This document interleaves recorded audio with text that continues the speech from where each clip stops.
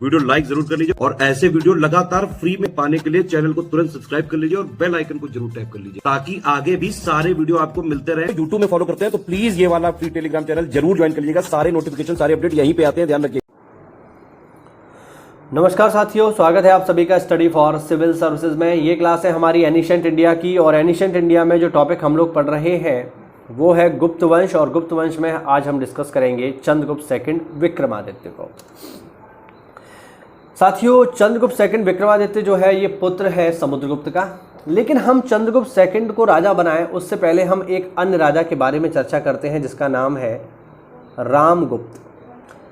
इतिहास में इसका उल्लेख मिलता है लेकिन टेक्स्ट बुक में इसको ज़्यादा पढ़ाया नहीं जाता, लेकिन मैं ज़रूर आपसे इसकी बात करना चाहूँगा।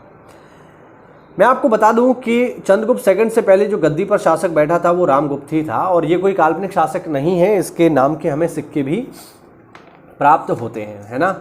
तो प्रॉपर ये बिल्कुल कहा जा सकता है कि चंद्रगुप्त सेकंड से पहले ये गद्दी पर बैठा था। अच्छा, रामगुप्त की कहानी क्या है तो ज़रा समझ लो। एक्चुअल में रामगुप्त जब राजा बना तो ये कमज़ोर शासक था और रामगुप्त की एक बहुत ही सुंदर पत्नी थी जिसका नाम था ध्रुव स्वामिनी देवी, या जिन्हें शॉर्ट में बोल देते हैं ध्रुव देवी। ध्रुव देवी बहुत ही सुंदर पत्नी थी रामगुप्त की और रामगुप्त की इस सुंदर पत्नी को प्राप्त करने के लिए शकों ने भारत पर हमला कर दिया, है ना। जो शकों का राजा था उसका नाम था शकाधिपति, उसने हमला कर दिया।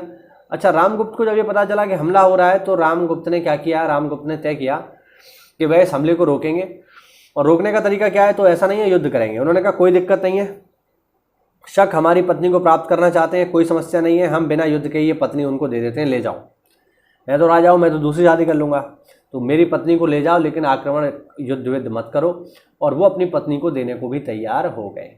लेकिन उनका ये प्रस्ताव उनके छोटे भाई जिनका नाम था चंद्रगुप्त द्वितीय, उनको पसंद नहीं आया।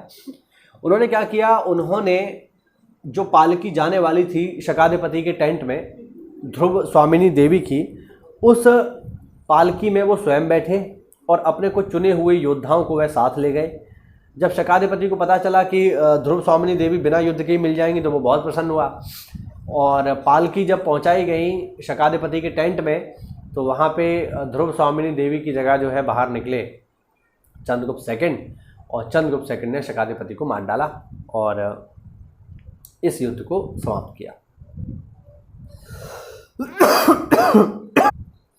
लेकिन साथियों, जब ये युद्ध समाप्त हुआ तो वो वापस लौटते हैं राजधानी और अपने बड़े भाई रामगुप्त को गद्दी से हटाते हैं। कहते हैं आप एक योग्य शासक नहीं, आप गद्दी पे नहीं रहेंगे, और अपनी भाभी ध्रुव स्वामिनी देवी से विवाह कर लेते हैं, है ना, क्योंकि उन्होंने जान बचाई तो शादी कर ली उन्होंने। अब ये जो मैंने पूरी कहानी सुनाई ये क्या कोई कोरी कल्पना है? नहीं बच्चों, ये कोरी कल्पना नहीं है विद्यार्थियों, ये बहुत ही महत्वपूर्ण है। और ये जो मैंने आपको सारी चीज़ें बताई ये उल्लिखित है एक नाटक में, और उस नाटक का नाम है उस नाटक का नाम है आपका, एक सेकंड में आपको बताता हूं। उस नाटक का नाम है देवी चंद्रगुप्तम, है ना, मेरे दिमाग से स्लिप हो गया। तो देवी चंद्रगुप्तम ये उस नाटक का नाम है और इस नाटक को लिखा है विशाख दत्त ने। नाम से स्पष्ट है देवी चंद्रगुप्तम, यानी वह समय जब चंद्रगुप्त ने देवी का रूप लिया और अपनी भाभी को बचाया। ठीक है, तो ये प्रॉपर एक हिस्ट्री है और मुझे लगा मुझे आपको बताना चाहिए इसलिए मैंने बताया। और फाइनली रामगुप्त को हटा करके गद्दी पर बैठ गए कौन? चंद्रगुप्त द्वितीय विक्रमादित्य। कब से गद्दी पर बैठे हैं? ये बैठे हैं 376 से लेकर 415 ईस्वी तक। ठीक है, उपाधि आप देख लो तो पहली उपाधि है शकारी। ठीक है, ये तो शब्द है शकारी दो शब्दों से मिलकर के बना है, शक और अरि। शक तो शक है, अरि का मतलब है दुश्मन। अरि, रिपु ये सब दुश्मन के पर्यायवाची हैं। तो चूंकि ये शकों के शत्रु हैं इसलिए इनको कहा गया शकारी। ठीक है, नाम अगर हम इनके देखें तो बहुत सारे इनके नाम हैं, जैसे देवराज ये मिला है सांची के लेख में, देवगुप्त ये नाम मिला है प्रवरसेन के चमक लेख में। ठीक है, फिर है विक्रमादित्य, यह गुप्त वंश का पहला शासक था जिसने विक्रमादित्य की उपाधि धारण की। शक विजय के बाद उन्होंने ये उपाधि धारण की, ध्यान रखना। परम भागवत, ये तो मैं आपको पहले ही बता चुका हूं कि जितने भी गुप्त शासक हैं उनकी सर्वप्रिय उपाधि परम भागवत है। और एक इसका अन्य नाम है चंद्र। ये कहाँ उल्लेख मिलता है? ये चंद्र नाम का उल्लेख मिलता है जो दिल्ली के मेहरौली में स्थित जो लौह स्तंभ है उसमें इनको चंद्र कहकर पुकारा गया है, और उसी लौह स्तंभ में ही चंद्र नामक एक शासक की विजयों का उल्लेख है, और वो चंद्र कोई और नहीं, वो चंद्रगुप्त द्वितीय ही है। ठीक है, तो ये इनके बारे में कुछ बेसिक इन्फॉर्मेशन थी।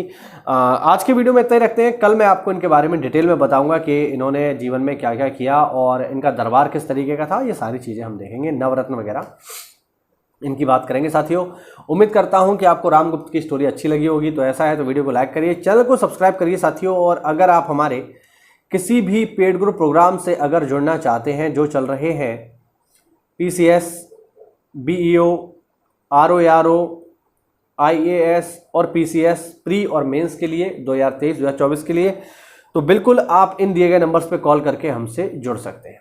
ठीक है, आपको वन स्टॉप डेस्टिनेशन ये मिल जाएगा। यहाँ पर एक बार हमें ज्वाइन करने के बाद आपको बाहर से कुछ भी नहीं पढ़ना है, जितना हम बताएं बस उतना पढ़ना है। साथियों, मिलते हैं अगली क्लास में, तब तक के लिए जय हिंद, जय भारत, वंदे मातरम।